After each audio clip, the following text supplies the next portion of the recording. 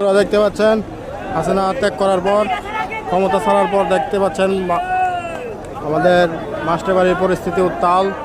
আনন্দ মিছিল শুরু হয়ে গেছে অলরেডি।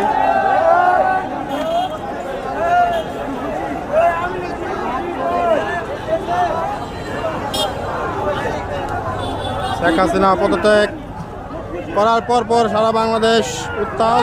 আনন্দ মিছিল শুরু হয়ে গেছে সব জায়গায় দেখতে পাচ্ছেন।